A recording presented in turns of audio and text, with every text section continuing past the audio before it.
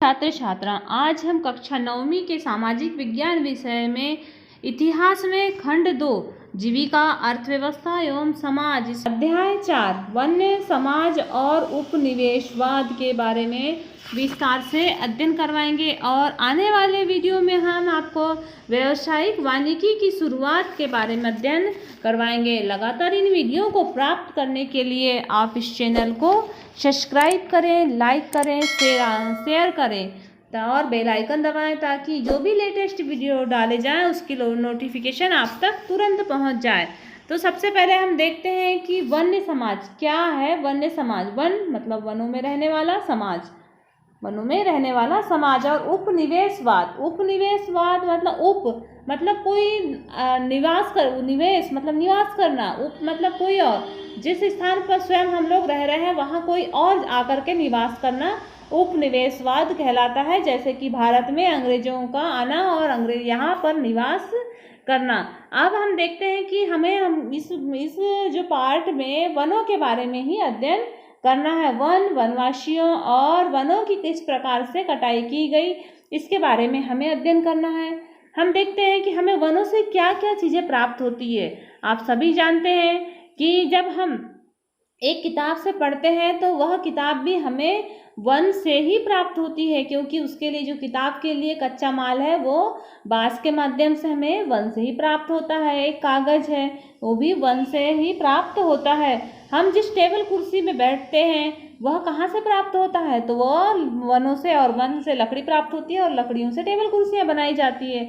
हम जिस घर में रहते हैं उसके घर के दरवाजे, खिड़कियाँ और जिस ईंट से घर बनता है उसको कैसे बनाया जाता है, कैसे पकाया जाता है, किस चीज़ का इस्तेमाल किया जाता है, ये सारी चीज़ें हमें किस चीज़ से प्राप्त होती है, तो वनों से प्राप्त होती है। हम जिस कपड़ों को पहनते हैं तो वो कपड़ा किस प्रकार से बनता है, तो कपड़ा कपास से बनता है और कपास के लिए रंग भी हमें वनों से ही प्राप्त होता है। मसाले या बीड़ी है, सिगरेट है, गोंद है, शहद है, कॉफ़ी, चाय, रबर, ये सारी चीज़ें हमें वनों से ही प्राप्त होती है। चमड़ा, हम चमड़े की कोई चीज़ों का इस्तेमाल कर रहे हैं तो चमड़ा कहाँ से प्राप्त हो रहा है, तो हमें वनों से प्राप्त हो रहा है।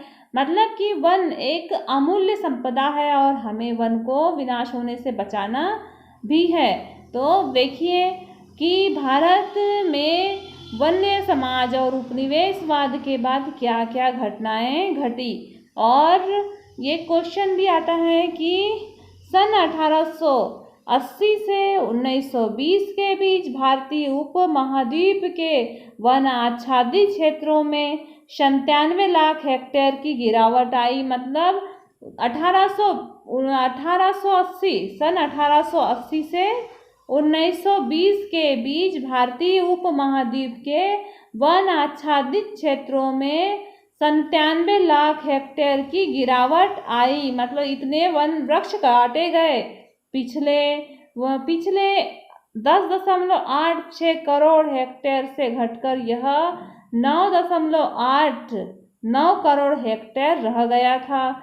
इस गिरावट के निम्नलिखित कारण हैं, या इस गिरावट के क्या क्या कारण हैं। तो हमने वनों को निरंतर क्यों काटा और वनों की कटाई के पीछे हमारे मुख्य कारण क्या थे। तो हम शुरुआत में हम देखते हैं मनुष्य अपने यहाँ पृथ्वी,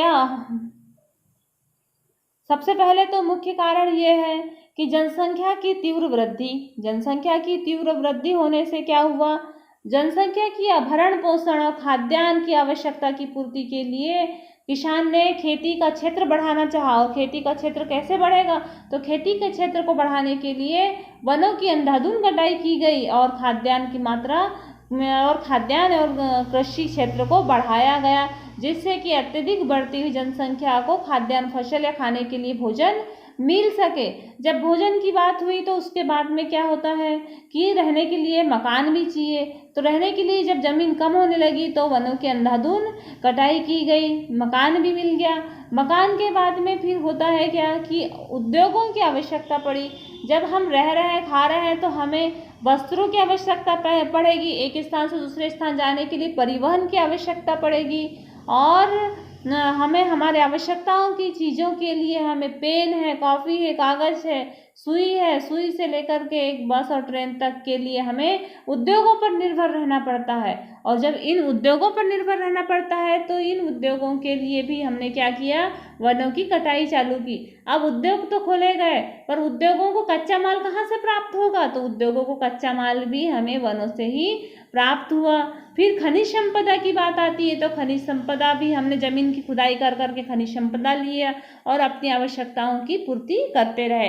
इस प्रकार से हमारे आजू बाजू के वृक्ष, पेड़ पौधे और वन हमारे कटते जा रहे हैं और आज भी वनों की कटाई प्रारंभ है। हम देखते हैं कि हमारे आजू बाजू हम कहीं जा रहे हैं, आ रहे हैं, देखते हैं कहीं रेल लाइनें बन रही हैं, कहीं सड़क निर्माण कार्य हो रहा है, बड़े बड़े कई पीढ़ियों के बड़े बड़े वृक्षों को काटा जा रहा है, रेल लाइनें बनाई जा रही है, तो बड़ी बड़ी चट्टानों की खुदाई की जा रही है, सड़कें बनाने के लिए बड़ी बड़ी चट्टानों की खुदाई की जा रही है और हम जमीन के अंदर से खनिज संपदा को खुद की खुदाई करते जा रहे हैं। मतलब हम आज पर्यावरण और प्रकृति के साथ अत्यधिक मात्रा में खिलवाड़ कर रहे हैं।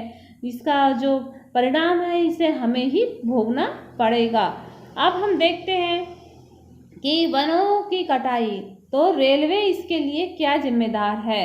सबसे पहले हम रेल मार्ग पर जाते हैं तो रेलवे के लिए हमें वृक्ष क्यों लगे। देखिए 1850 के दशक में रेल लाइनों के प्रचार ने लकड़ी के लिए एक नई तरह की मांग पैदा कर दी। शाही सेना के आगमन और औपनिवेशिक व्यापार के लिए रेल लाइनें अनिवार्य थी। मतलब अंग्रेजों के आगमन के पश्चात जो शाही सेना है उसके आगमन के लिए क्या था, उनके आगमन और औपनिवेशिक व्यापार, औपनिवेशिक मतलब विदेशी व्यापार, अंग्रेजों का व्यापार के लिए रेल लाइनें अनिवार्य थी। इंजनों को चलाने के लिए ईंधन के तौर पर और रेल की पटरियों को जोड़ रखने के लिए स्लीपरों के रूप में लकड़ी की ही भारी मात्रा में जरूरत पड़ती थी। जो स्लीपरों मतलब जो रेल की पटरियां हैं उसको जोड़ने की जो पटरी होती है या रेल की पटरियों को जोड़े रखने वाली पटरी, इसे स्लीपर यानी रेल की पटरी के आर पार लगे लकड़ी के तख्ते को पटरियों से उनकी जगह पर रोके रखने के लिए रेल की पटरियों के आजू बाजू लगाया जाता था। इसको बोला जाता है स्लीपर। रूप में लकड़ी की भारी जरूरत पड़ी 1 मील लंबी रेल की पटरी के लिए, तो 1 मील लंबी रेल की पटरी के लिए 1760 से 2000 स्लीपरों की आवश्यकता पड़ती थी। भारत में रेल लाइनों का जाल 1860 के दशक में तेजी से फैला और 1890 तक लगभग 25,500 किलोमीटर लंबी रेल लाइनों का निर्माण किया। तो देखिए 1890 तक के दशक में लगभग 25,500 किलोमीटर लंबी रेल लाइनें बिछाई जा चुकी थी और 1946 तक 7,65,000 किलोमीटर लंबी लाइनें बिछाई जा चुके थे। इस प्रकार से स्लीपरों के निर्माण में और रेल लाइन में वनों का अत्यधिक मात्रा में योगदान रहा। फिर हम देखते हैं जहाज का निर्माण कार्य की शुरुआत तक इंग्लैंड के बलूत मतलब ओक के जंगल लुप्त होने लगे थे। इसकी वजह से शाही नौसेना के लिए लकड़ी की आपूर्ति में मुश्किल आ खड़ी हुई। मजबूत और टिकाऊ लकड़ी की नियमित आपूर्ति के बिना अंग्रेजी जहाज भला कैसे बन सकते थे। जहाज़ों के बिना शाही सत्ता कैसे बचाई जा सकती थी और बनाई रखी जा सकती थी। 1820 के दशक में खोजी दस्तों के द्वारा हिंदुस्तान की भारी मात्रा में लकड़ियां काटी गई। तो दूसरा है जहाज के निर्माण के लिए भी अत्यधिक मात्रा में लकड़ियों को काटा गया। फिर हम देखते हैं कृषि का विस्तार। तो कृषि का विस्तार सन 1600 के दशक में हिंदुस्तान के कुल भूभाग के 6ठे हिस्से पर खेती हुआ करती थी, लेकिन आज यह आंकड़ा आधे से आधे तक पहुंच गया है। मतलब आधे स्थान पूरी पृथ्वी में भारत की जो भूमि है उसमें आधे स्थान में खेती होने लगी है। इन सदियों के दौरान जैसे जैसे आबादी बढ़ती गई, खाद्य पदार्थों की मांग में भी वृद्धि हुई, वैसे वैसे किसानों ने भी जंगलों का सफाया किया और खेती की सीमा को विस्तारित किया। इस प्रकार से हमने कृषि विस्तार को जाना। अब हम देखते हैं कि व्यावसायिक खेती मतलब कि जो खेतियाँ खाद्यान्य खेती नहीं होती, व्यवसाय के लिए जिन फसलों को उगाया जाता है। तो व्यवसाय के लिए ऐसी कौन सी फसलें हैं? तो देखिए, औपनिवेशिक काल में खेती में तेजी से फैलाव आया और अंग्रेजों ने व्यावसायिक फसलें जैसे पटना है, व्यावसायिक फसल है, पटना, गन्ना, गेहूं, कपास के उत्पादन को जमकर प्रोत्साहित किया। अंग्रेजों ने चाहा कि अत्यधिक मात्रा में पूंजी प्राप्त करने के लिए व्यावसायिक खेती को ध्यान दिया जाना चाहिए। इसी प्रकार से आया चाय और कॉफी के बागान। यूरोप में चाय और कॉफी और रबर की बढ़ती मांग को पूरा करने के लिए इन वस्तुओं के बागान बने और उनके लिए भी प्राकृतिक वनों का एक भारी हिस्सा सफाया किया गया।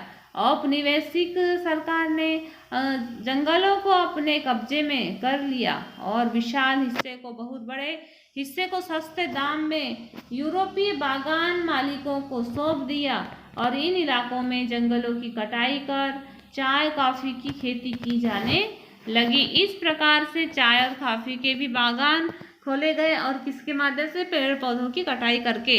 उसी प्रकार से हम देखते हैं, एक क्वेश्चन आता है, वनों का विनाश किसे कहा जाता है?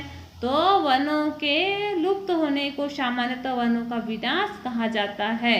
फिर आता है सन 1700 से 1995 के बीच 1.3 लाख वर्ग किलोमीटर जंगल थे, यानी दुनिया के कुल क्षेत्रफल का 9.3% भाग का सफाया किया जा चुका है। इस प्रकार से इतने वृक्षों को काटा जा चुका है और वनों की खेती, चाय और बागान की खेती और रेलवे की स्लीपर के और जहाज़ों का निर्माण कार्य, व्यावसायिक खेती और बढ़ती हुई जनसंख्या के लिए खाद्यान्न फसलों की खेती, इस प्रकार से खेती कार्य लगातार किए जा रहे हैं। वन्य समाज और उपनिवेश में आज हमने इतना जाना। आप इस प्रश्न को भी नोट कीजिए।